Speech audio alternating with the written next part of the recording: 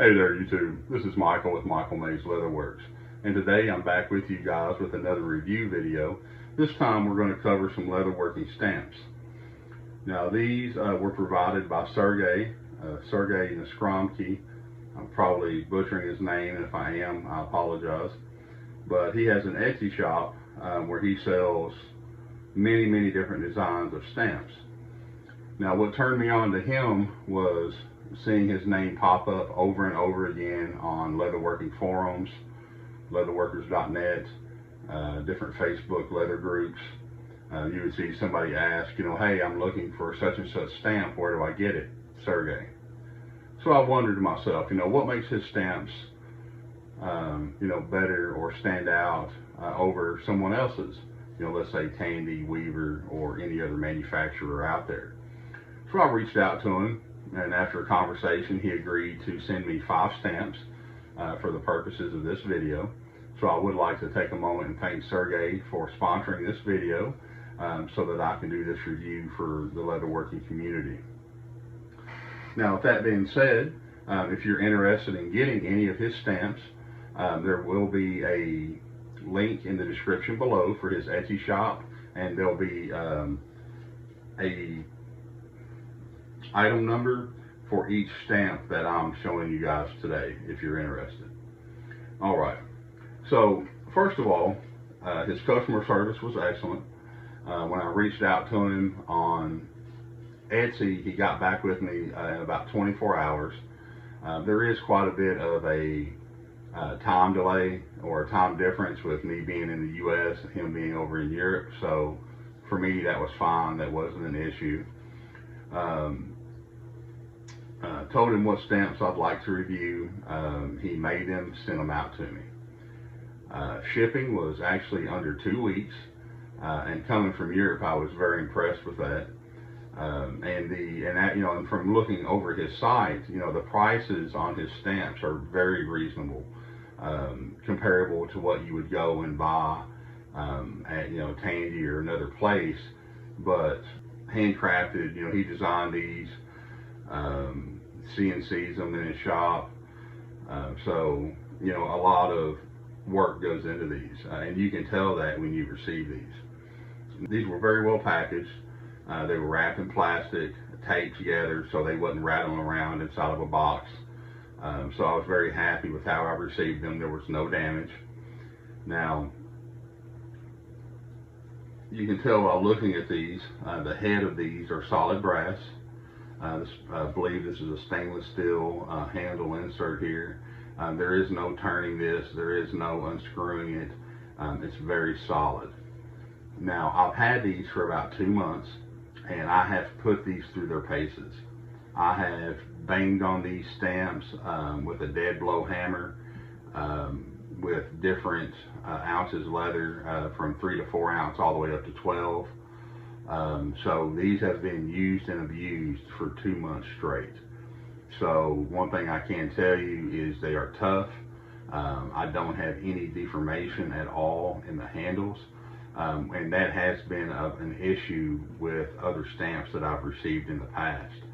I've bought stamps from Tandy Leather from Louisville, Kentucky, brought them home, and literally after a weekend of using them, I've had the shaft start to bend on me. Same can be said for leatherworking stamps I've purchased off Amazon. With these, as you can see, every one of these, they're straight and true as the day that I've got them. And I beat on them with this 2-pound dead blow hammer here. As of course with any tool, never use metal on metal. So don't use a metal hammer to hit these. Use a rawhide mallet or something like this dead blow hammer. I prefer this because when you hit, you get a solid impact. You don't get any bounce to leave a double impression. Alright, so what kind of results can you expect to get from these stamps? I've prepared a couple scrap pieces of leather here that I'd like to show you. Now at the bottom, I just did a single impression. I cased this leather very well let it sit until the color came almost back to normal. And then I did one single impression just to show you guys. So this first stamp that we'll see here, this is a border stamp. It did have some issues with this one, which we will discuss in a moment. It leaves a nice, very detailed impression. So I do like the impression that it leaves, but there are issues with registration and lining this up for subsequent stamps. Like I said, we will cover that, and I'll show you that in a moment. This next stamp, as you can see, this is his dragon scale stamp. Now this is just one of many dragon scale stamps that he has.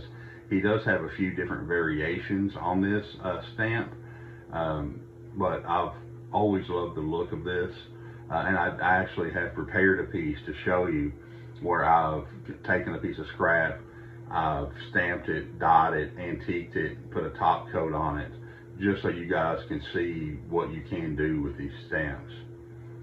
Now this next one is a basket weave. Really like the way this one looks. Now, like with any other basket weave stamp, you need to get about 2 to 3 stamps in, being very slow, very methodical with those first steps, or those first stamps, you know, making sure that they're lined up and that you have nice deep impressions. Once you have, you know, 2 to 3 stamps down on your project, you'll notice this does leave very nice registration marks for your subsequent stamps to line them up. So with this, if you're slow and you're careful, like with any other or most other basket weave stamps, I should say, you can cover an entire project and not have any major mess ups. Now, as you can see here, oh goodness, we've got Yoda. I'm a Star Wars fan from way back, have been since I was a kid. He does have multiple Star Wars related stamps available. I saw Yoda, had to have it just for nostalgia, really. There's a lot of detail in this stamp, and as you can see here, I did just a little, like a whimsical little border, you know, just to show you an idea of something that you could do with it. You know, a Star Wars fan probably really likes something like that on a project. You know, this is one that you don't really have to worry about lining up. You know, we were just having fun with it. And the last stamp that you'll see here on the end, this is another basket weave stamp. And unfortunately, this one falls into the same gray area as this border stamp, as it leaves a wonderful impression. I mean, it's so detailed, but it leaves no registration marks for your next stamps. So when you're looking to line this up, you're doing everything by eye. And no matter how good we are, when we're lining stuff up by eye, you know, all it takes is just one little bend of a finger or a wrist for that just to get a little cockeyed, and then boom, our eyes automatically going to be drawn to that. And I've practiced for 2 months with this stamp, and although sometimes I can get lucky and get a short run with it, I have not been able to complete a large piece with it and been satisfied with the results. Out of all these stamps, this is the only one I wasn't able to get a workaround done on. Like I said, I did figure out this border stamp and how to make it viable, and I will show you that later in the video. Now, another piece that I wanted to show you here is just going through where I did groups of the stampings. That way you can see what they look like put together. So on an unfinished piece, as you can see, because this doesn't have any dye or anything, it was just cased and stamped. So my first attempt with the border stamp is how Sergey suggested to try doing it. I laid a ruler down, I cut a straight line with my swivel knife, and then attempted to line it up just on the edge there. And as you can see, I got about 5 stamps in, and then right here you can see it steps down about, I mean, just a touch, but it's enough that when you look at it, your eyes automatically drawn to it. You know, trying to line this up vertically and horizontally for every stamp even though I was trying to be slow and methodical, it just did not work out. Again, just a little fun with the Yoda stamp here. I mean, why not? You know, that's just good fun, no matter how you look at it. Now, this was one of the basket weave stamps, the one with the V pattern. Really love how this comes out. Like I said, you do need to be careful, you know, the first couple stamps that you do. But once you get 2 to 3 stamps down, you get 4 registration marks for every subsequent stamp. So this one is very easy to line up and not really mess up on. Now, with anything, you'll still need to practice, you know, practice on, you know, over and over again until you're comfortable. I would do that on any of these stamps before I ever used them on a project. But that's not just with his stamp, that's with any stamp, period. Here, this is the last basket weave stamp that I showed you, and you can see what I mean. Unfortunately, this one is all over the place, and I was being slow, methodical, and trying to be very diligent.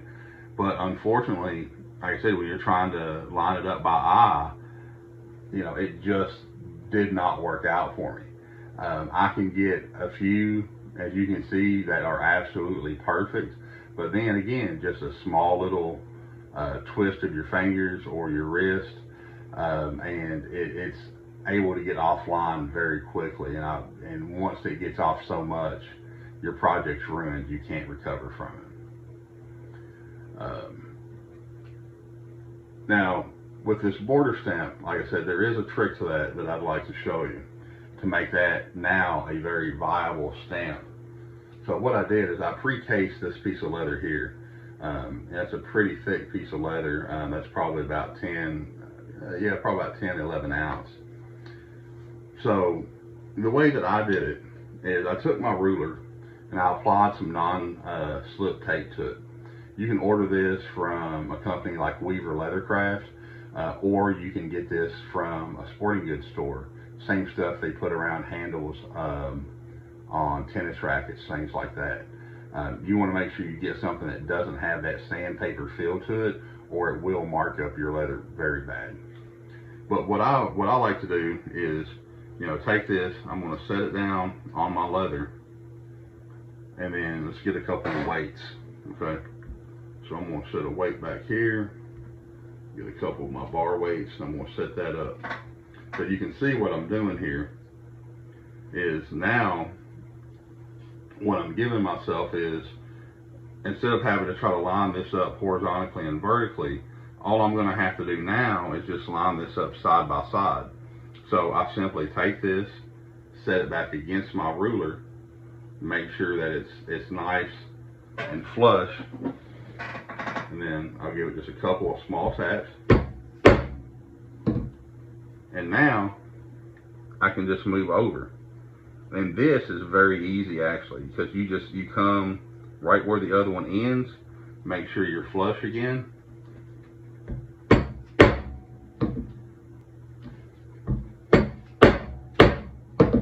Okay, so that's got us right towards the end.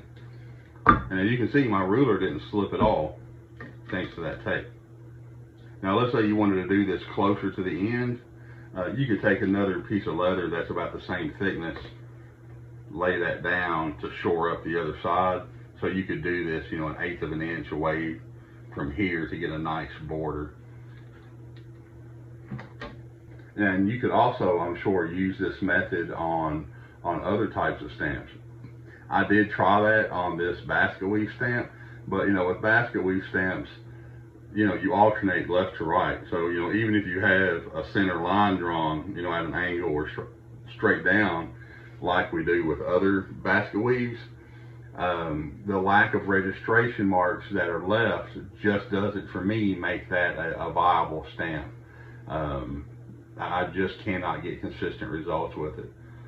But with that being said, these other 4, like I said, once I incorporated this, I would be comfortable using these 4 on a customer project tomorrow, no problem. But like I said again, though, I have been using these stamps for about 2 months now, so I have put into practice to learn what that registration feels like. And let me get this cleaned up just a bit for you. And just to give you an idea of what you can do with these stamps, I'll bring my light down here just a little bit closer. I did install some new lights, so I'm hoping this helps you all see this a lot better. So, you could imagine this, the way I've shaped it to be curved, as a piece of leather armor, like up on somebody's shoulder or on a breast piece or, or chest piece or something. But I just love how that look flows. So what I did is I started up in this corner, and then, now this is just like with the basket weave stamps. Once you get 2 to 3 stamps placed on your project, it becomes a lot easier for me anyway to use the registration marks to get that next stamp put in. But but just look at that. That is just stunning. I was so impressed with how the final look of this came out. Now, to get this kind of look, if you're interested in this, what I did was, of course, I cased my leather, let it sit until the natural color came back. When you hold it to your cheek, it'll still feel cool, but you don't want it to look wet, otherwise your impressions will look mushy. If you let it dry too much, you won't get the detail of the stamp in the leather. So there is a fine balance of how long to let that sit. But you can play around with that, using a scrap piece of the leather you want to tool. But normally when you start seeing the natural veg tan color come back, normally that's a good indication that you're ready to go. So after I ran my stamp, and as you can see, it's corner to corner, all over. And this is a very irregular shaped piece, and that's something else I wanted to show, how easy it was to get the coverage. But once I let it, once I finished the stamping, I went over it with a Feedings Light Pro dye. The Pro dye is all that I use, just because it doesn't leave a lot of pigmentation on the top. With the cheaper dyes, you'll apply it and you'll buff it off, and you get so much residue that it's just aggravating to work with, in my opinion. So Pro dye all the way, but this was a light brown. I didn't dip dye it. I applied it with a dauber just so it would have a little bit of a splotchiness to it, right?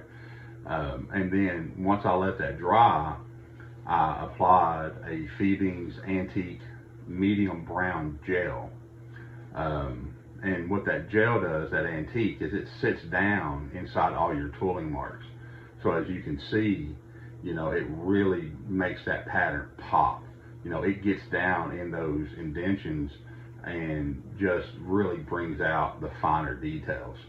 And I've also found, if you have just a little mistake here or there that is just glaring while it's on your standard, veg tan, once you add a little bit of dye and antique to it, or even just dye itself, it really helps to cover up those small mistakes.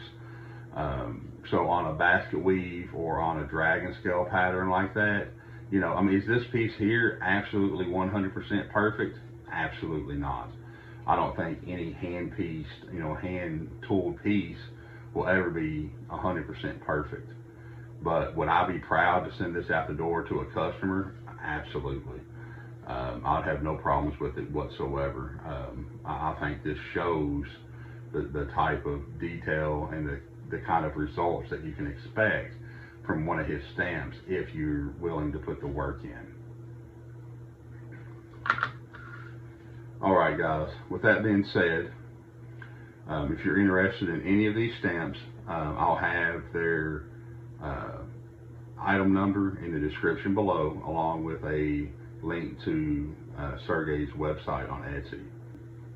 As far as the value for your money, I think that these are great tools. I think they're very well made. The fact that these are brass means that you could heat these up to use them on chrome tan. I've played with that a little bit, and it did leave a nice impression with the Yoda stamp on some 4 to 5 ounce green chrome tan that I have. So the fact that you can heat these up is a nice bonus, you know, with it being brass like that. And also these handles, they're very sturdy. Like I said, I've banged on these things for 2 months and they're still perfectly straight.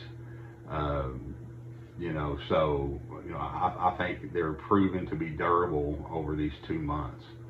If you buy these stamps, I don't think that you would have buyer's remorse. I've been very happy with them. But like I said, don't expect to get them and be a wizard with them as soon as you get it. You know, you will need to put in the time and practice to learn your technique for each stamp. I do want to thank Sergey again for sponsoring this video and sending me these stamps to show you guys. If this was entertaining or informative in any way to you, I would definitely appreciate a thumbs up, and for you to subscribe if you haven't already. Hit the bell icon to be notified of all my future videos, and be on the lookout for more videos to come. Thanks, guys.